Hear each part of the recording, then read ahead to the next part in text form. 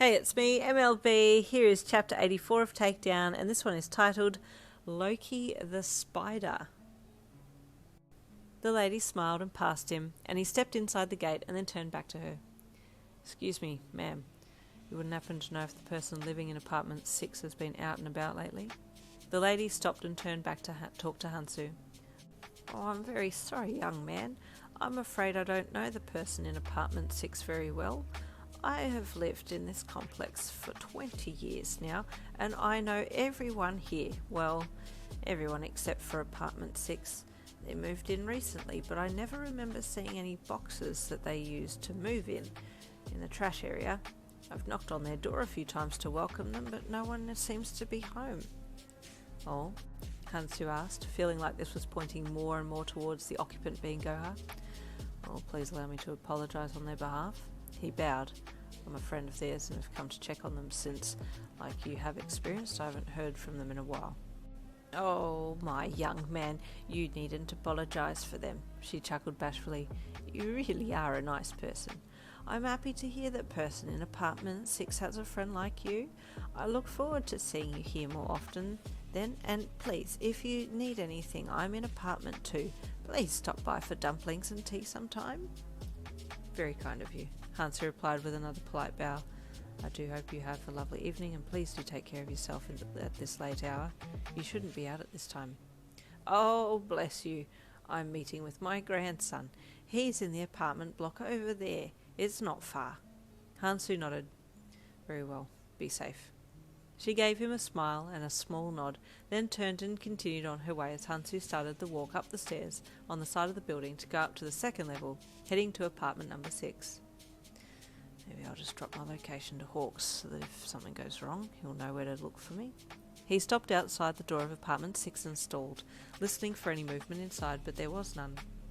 Trying the door handle gently, he found that it was indeed locked, so pulled his wallet out of his pocket and removed his credit card, sliding it between the wall of the apartment and the door, then sliding it up till it compressed the door jab and he could let himself in. This happened a few minutes earlier. It's cold, he whispered to Magata as you and the team entered the cave.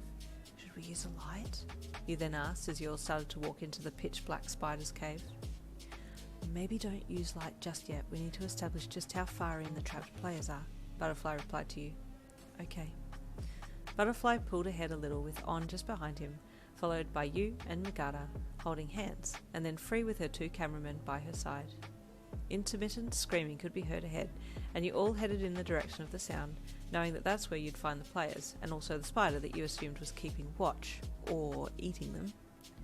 Slowly but surely you all moved along, that same putrid smell that you had smelled from the cocoon outside starting to permeate your nostrils down here in this cave too. You gripped Magata's hand that little bit tighter, and he pulled you into his side. I don't know how useful I'll actually be, you thought. I can try and fight, but I'm not that strong. I could maybe get a few hits in, or use spin. The cave tunnel turned sharply to the right, and Butterfly crept to the corner and peeked around, then pulled back and looked at Magata with a serious look on his face, and nodded his head. Magata returned his nod, and then squeezed your hand. I'm going to take a look, he whispered to you, then let your hand go and crept forwards to Butterfly's side and looked around. He took a good look, then pulled back and walked back to you. They're there, trapped, in a glowing blue web dome, he said. I didn't see the spider though, but it's either deep in the cave or it's left the cave for a bit and will be back soon. We need to move fast, Butterfly said softly as he approached. Magata and On, you both come with me. We're going to see if we can find the spider. Un, Free and cameraman, you stay near the dome and reassure the players inside. Once we've defeated the spider, you can save them. If I put my hand through the dome wall, can I give them health potions? You asked.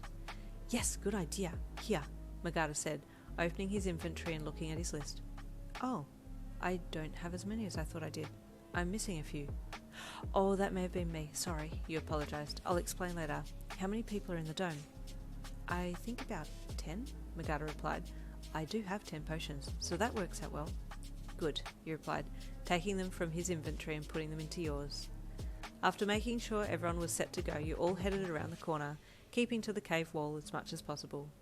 The players inside the dome saw movement and looked up at you all, and you had to hold your fingers to your lips to remind them to be quiet, because it looked like that they were about to scream for joy.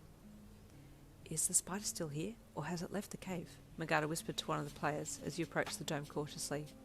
It was here a minute ago. The spider's name is Loki. It takes us out one by one, but I don't think it's letting us go, one of the panicked players explained. We hear screaming, and the players never return. Your blood ran cold. Is it killing you all? We don't know, but please get us out, the female player begged. We can't log out. It won't let us log out. Where did Loki go? Butterfly asked in a stern, urgent voice. That way, the player pointed off deep down to the cave. Come on, we need to go, Butterfly said to Magata and On, leading the way at a quick pace to try and find the spider ASAP. Are you hurt? You asked the player as your teammates ran off. No, but my health is low, the player replied in a worried voice. It's not a cliffhanger, but it's tense. Stay tuned for chapter 85 tomorrow.